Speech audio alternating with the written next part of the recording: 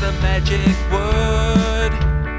Here in the secret kindergarten, the world's best show for kids is starting. The secret kindergarten radio show. Use your ears and your imagination. We're going to play, we're having fun. The magic secret kindergarten on the Revolution radio station.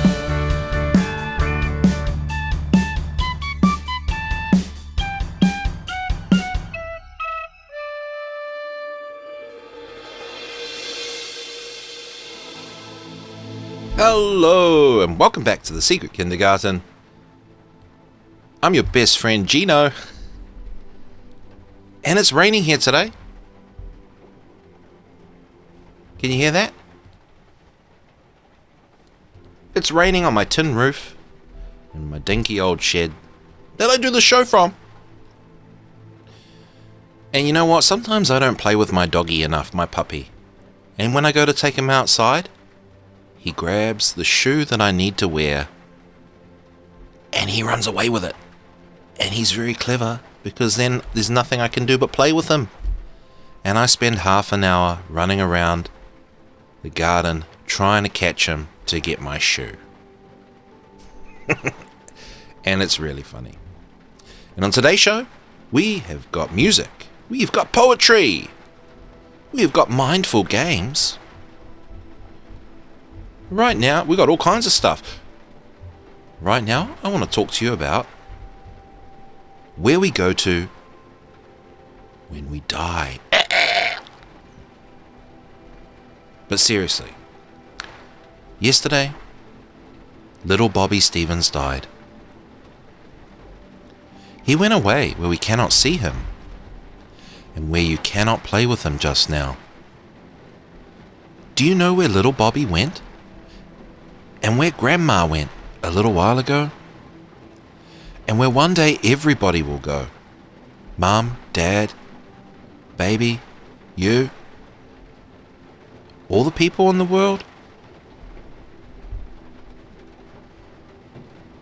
Everybody comes to earth in a little tiny baby body because God wants them to learn how to be brave and wise and loving. We go on learning and learning all our life long, and then when God thinks we have learned long enough and are getting rather tired, He calls us back home again for a while, back to the beautiful house He lives in, that we can't see now. We can't see that house of God's just now because it is so beautiful that we have to have other eyes to see it with. These eyes won't do. They aren't quite clever enough to see such a beautiful house as the one we all live in when we die. But if you could shut your eyes and the other ones opened, your more beautiful eyes, then you would see it and see how bright and glorious the house is. We have to leave our bodies behind when we go away to that house. You see, our bodies are quite nice for us to live in here, because although this house of God's is very beautiful, it is not so beautiful as that other house. So when we go away there, we leave our body behind us, and then we live in a much more beautiful one, more suitable to God's other house. It is such a beautiful body to live in, that other one. It never gets tired or hungry or cold. It does not want fires to warm it because it never feels cold, and it never feels any pain. It is always as light and joyous to live in as a little bird's body. It will be full of joy and life, and it will be able to jump and run and even fly up in the air and down again like the seagulls at the seaside. All the children there can fly like the birds, and they play such happy games together. Such pretty things come to play with them there. Beautiful angels, dear little fairies, and sometimes they come to find the earth children to see if they won't come and play too. For, you go to the beautiful land every night when you go to sleep. Just the very same beautiful land that you go to when you die. When you fall asleep at night, you slip right away from your body down here. And you wear the same beautiful body you live in when you die. And then you can talk to the children who have gone to live there for good, and to the beautiful angels and the fairies, and fly along with them. Then in the morning they send you back again here, and you open your eyes, and there you are, down here again. So in the night time, and when we die, God lets us live in His other beautiful world, which is even more splendid than this one. And if we do our very best to do things as He wants us to do them whilst we are awake down here, then when we shut our eyes and slip away, the other world will look so beautiful and make us so happy. Sometimes when people haven't tried their best to do things as God wants them to do, then the other world does not look, at first, quite so beautiful. Unloving thoughts and selfish deeds close our beautiful eyes, and then we cannot see well in the other world. And the only thing to be done then is to be quick and love somebody and help them so that our eyes may get to see better. I could go on such a long time telling you about the lovely things that live in the beautiful world. There are very beautiful angels who play the most glorious music. When they talk to each other, it's like they were singing a glorious song. And then there are some angels who can make the most wonderful colors come. When they talk to each other, all the sky is full of glorious color pictures, like a wonderful sunset. And then there are hosts and hosts of lovely little fairies. The little tiny fairies who dance and fly are full of fun and mischief, and love to dance about like little sunbeams in and out of flowers and ferns. There are 5 great things God likes people to do in the beautiful world. The first is to love the people around us. The second is to love the people who have grown to be most like Him, to learn about all the brave and true things they did and try to be like them. The third is to love all the unhappy people and the ones who have not yet found out how to do what God wants them to do. The fourth is to love the world we live in, the birds, the animals, the flowers, and all the beautiful things in it, and to be always finding out about them. And the last is to love to try and see if we can't see the beautiful bit of Himself that God has hidden in everything in the world. And then try to imagine what a wonderful and glorious thing it will be when that bit of God's heart that He put there shows for all the world to see too. Are you afraid of the dark? If you are, then Mummy will come and hold your hand till you slip away to the beautiful world. And then you must tell her all about it when you come back in the morning. That is if you remember. Most often we do not remember. Do I remember? Sometimes. And what I have told you about the beautiful world, a very great and good man told me, who knows the beautiful world so well because his beautiful eyes are always open, even in the daytime.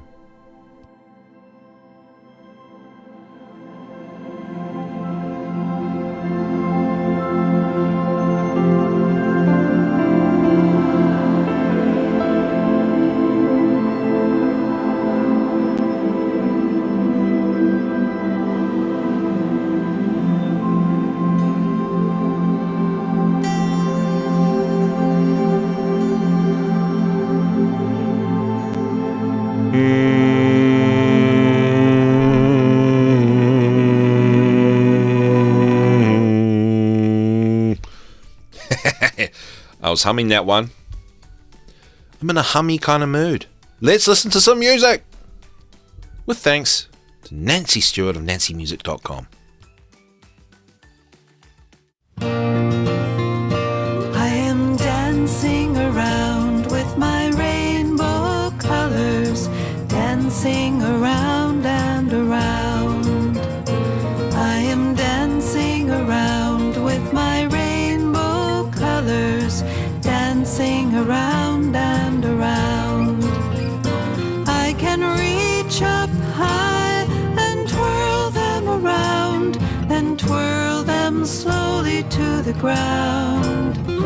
I am dancing around with my rainbow colors, dancing around and around.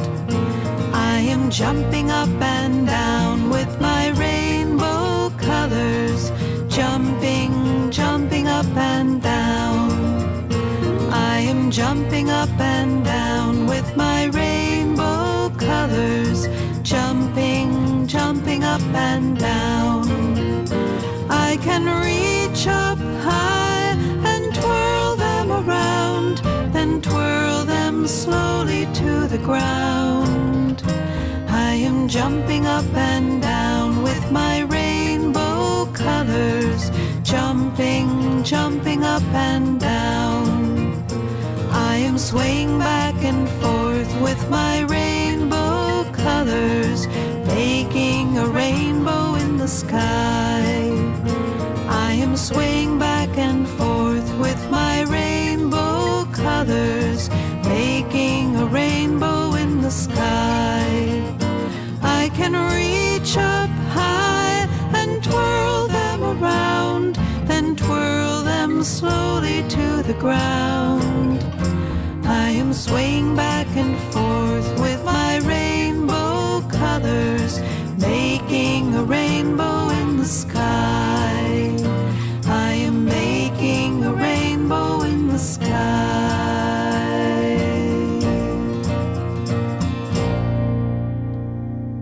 And that's right, it's the secret kindergarten. Making rainbows in the sky for all the kids to enjoy, full stop. That's all we're talking about, rainbows here.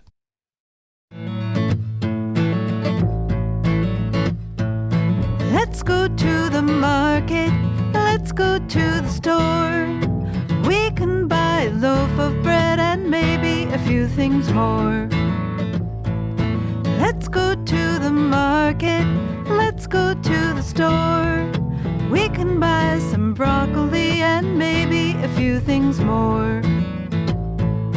Let's go to the market, let's go to the store. We can buy some cereal and maybe a few things more. Let's go to the market, let's go to the store. We can buy some bananas and maybe a few things more. Let's go to the market, let's go to the store. We can buy some orange juice and maybe a few things more. Yum, I love broccoli. Do you like broccoli? You don't like broccoli? Why not? I think Mum's not cooking it very nicely for you. Broccoli's really yummy. You should tell Mum to get some pesto to have with the broccoli. Oh, that is so yum. And some almonds. Yum, yum, yum, yum, yum. Broccoli's delicious. You just gotta cook it nice.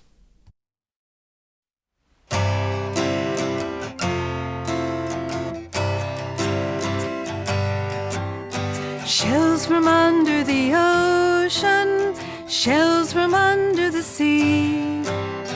If you find a pretty shell, you can bring it home to me. Shells from the coast of Africa or from the Florida Keys. If you find a pretty shell, you can bring it home to me. Shells the color of a rainbow, or shells as white as can be. If you find a pretty shell, you can bring it home to me. Shells from under the ocean, shells from under the sea. If you find a pretty shell, you can bring it home to me. If you find a pretty shell, you can bring it home to me. And shells show up in your life to let you know that you're going through a big change. And that's why you kids love shells and always have shells around. I'm going to play you an audio book story thingy. Ooh. This one's called The Story of the Beginning. We talked about endings at the beginning. Now we're talking about beginnings. The Story of the Beginning, read by Medora K. The people who lived long ago in the far-off lands of the north watched the wonderful things that happened out of the doors every day, just as we do. But they did not know about the one living God, who is the Father of all, who made them, and the world, and the rules by which his wise laws. So they thought there must be a great many unseen powers living in the clouds, in the wind, in the storms, and the sunshine, and doing all those wonders that no man could do. And so those northern people, who were their own forefathers, our own forefathers, came to believe in many gods, one for the sun, another for the thunder, another for the flowers, and so on. In the long dark winters, when the bright sun had gone away from them, these Northmen had time to think many thoughts about the powers of the frost and the wind and storms, which they called giants. And they used to tell stories and sing songs about the short bright summers, and the thawing out of the streams and lakes, and the coming of the birds and flowers. With great joy the people saw the bright sun god, Baldur, come back to them in the spring, after the long darknesses, and knew that they owed their lives to his friendly warmth and light. As we read the stories or myths told by those people long ago, we can see that they were meant to tell about the world around us. At first, the stories were told and sung from father to son, that is, from one generation to another. But later, when people learned how to write, these myths were written down and kept with great love and care. This is the story they told of the beginning. At first, before living creatures were in the world, it was all rough and without order. Far to the north it was very cold, for ice and snow were everywhere.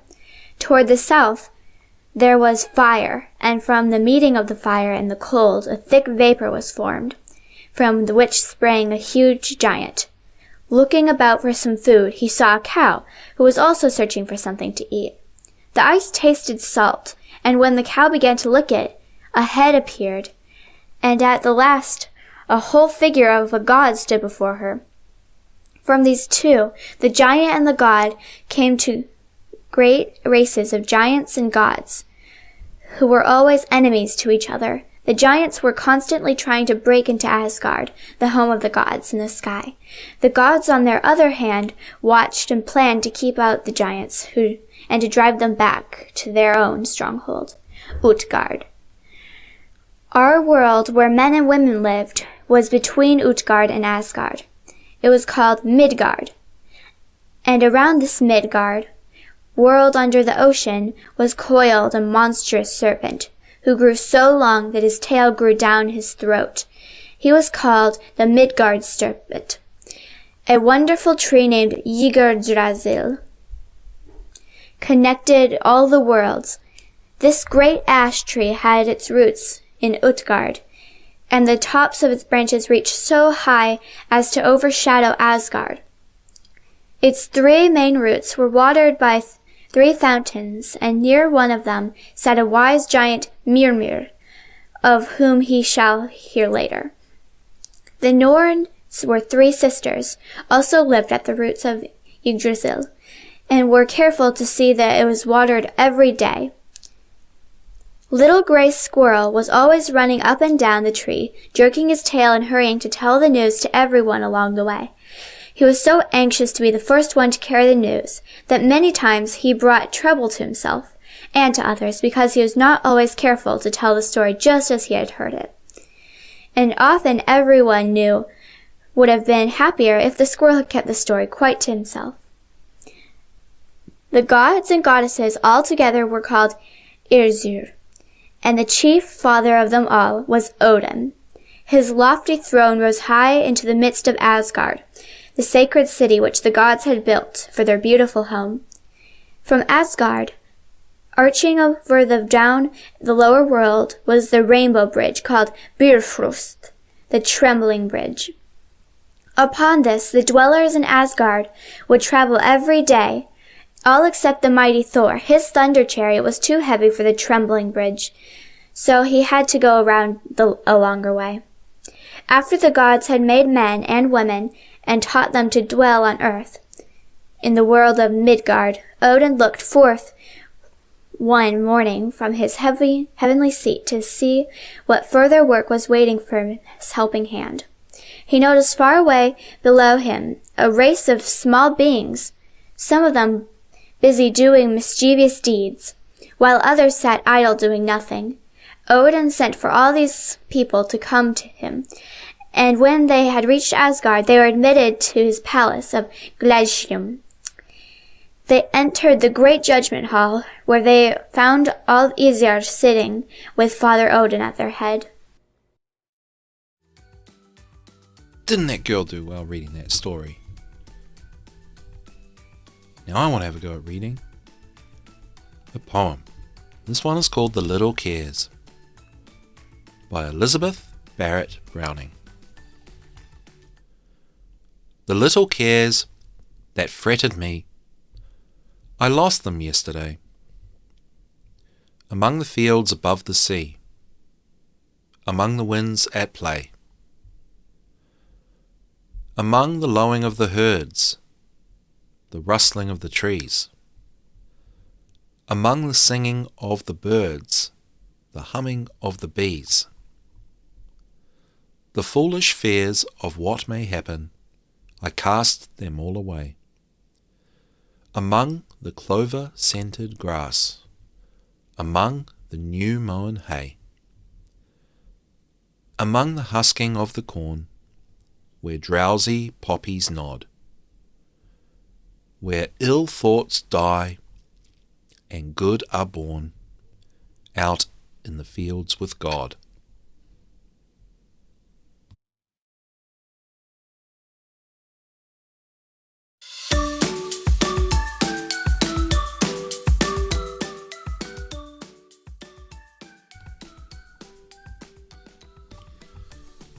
Alrighty.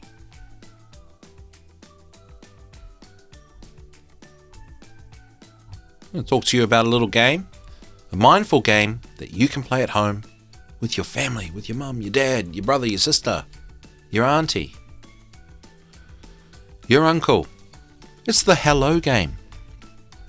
And in the hello game we take turns saying hello to one another.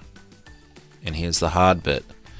Noticing the colour of each other's eyes to help us focus and practice making eye contact. And this is a really good game for me because I notice that I don't make very much eye contact with people. Because when we look into someone's eyes, we sometimes feel strong feelings. We might feel shy, embarrassed, excited, or happy. And we might feel different every time we do it. So all you got to do is you say hello to someone and then you tell them what colour their eyes are. Hello, Sarah. Your eyes look brown.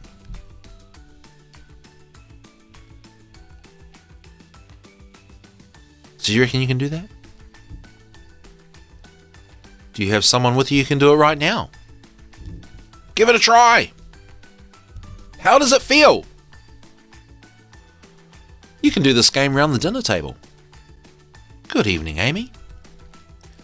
Your eyes look hazel. Oh, I feel a little bit uncomfortable already.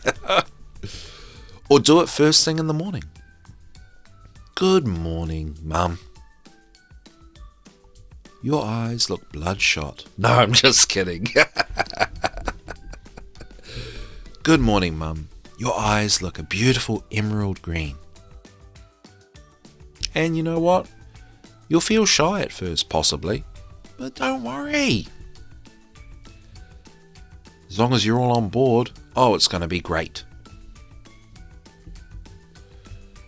And we're reaching the bottom of the hour here at the Secret Kindergarten on Revolution.radio. Thanks for tuning in. I love you. Bye.